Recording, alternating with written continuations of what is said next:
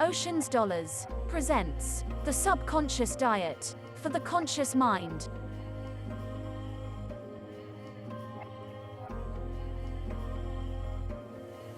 Let's talk about money.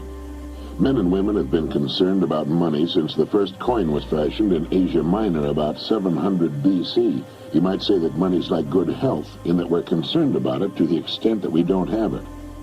The purpose of this message is to get down to basics, to clear the air surrounding the entire subject of money.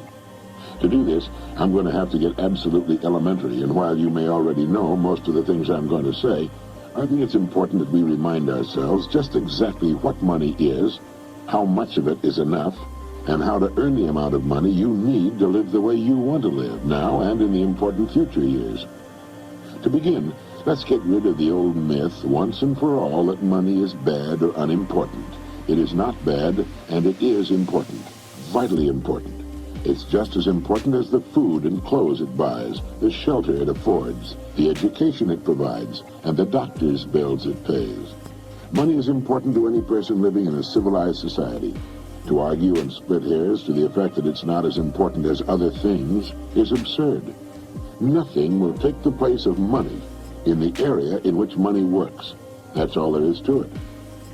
What is money? Money is the harvest of our production. Money is what we receive for our production and service as persons, and which we can then use to obtain the production and service of others. We can quite often accurately gauge the extent of our production and service by simply counting the amount of money we receive for it. You will still hear people say, money won't bring happiness. The earning and possession of money has brought a lot more happiness than has poverty. Money's a warm home and healthy children. It's birthday presents and a college education. It's a trip abroad and the means to help the older people and the less fortunate. We're not saying that piling up a lot of wealth is important.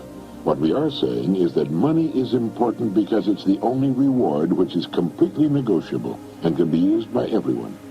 Look at it this way. A diamond is more valuable than a lump of coal, yet that's exactly what a diamond was at one time.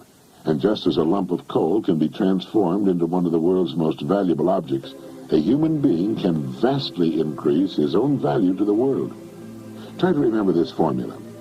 The amount of money we receive will always be in direct ratio to the demand for what we do, our ability to do it, and the difficulty of replacing us. A highly skilled human being is worth more money in our economy than a person who is not highly skilled and who can be easily replaced. This is not to say that one person is any better than any other person. Remember that in this message we're only talking about money, nothing else. This is why there are few limitations on a person within his company and industry.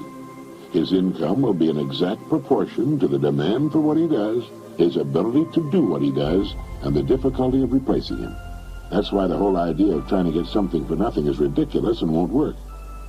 A top jockey will earn upwards of $200,000 a year, which will represent 10% of the winnings of the horses he rides.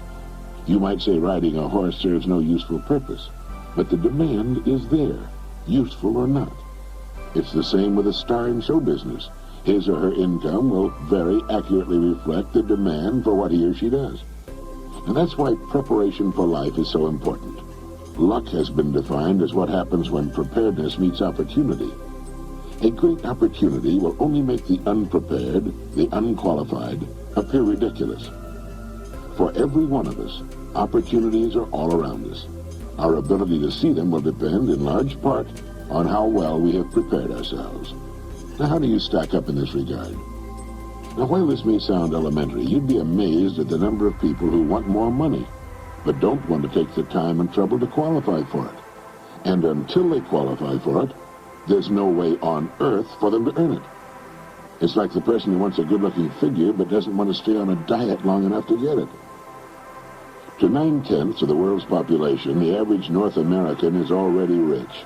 There's a greater difference between the standard of living of most of the world's population and our average worker than there is between the standard enjoyed by our average worker and the richest man in the country. Our working man has just about everything the wealthiest man has, only smaller. He has a home, car, often two of them, radio, TV, savings account, debts. They're just smaller. His food is as good and just as plentiful. His bed is just as comfortable. His home is just as warm in the winter. He has exactly the same amount of time and just as much, maybe more, freedom. His life expectancy at birth is 70 years. For the rest of the world, on the average, it's less than 40. With only a fraction of the world's population, we in the free world have half of the world's total money income. We have more than 2/3 of all the automobiles on Earth. So in talking about money, let's understand that we're already rich as people. Now, how much do you want? How much money do you need to live the way you want to live, to accomplish the goals you have established for yourself? Most people think they want more money than they really do, and settle for a lot less than they could earn if they went about it the right way. The world will pay you exactly what you bargained for, exactly what you earned, but not a penny more. You remember the poem that goes, "I bargained with life for a penny, and life would pay no more"? Well, that's about it. We will receive not what we idly wish for, but what we justly earn. Our rewards will always be in exact proportion to our service.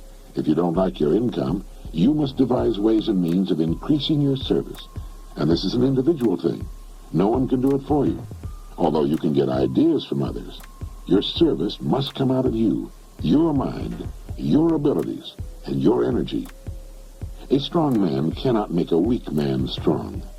But a weak man can become strong on his own by following a specific course of action for a sufficient length of time.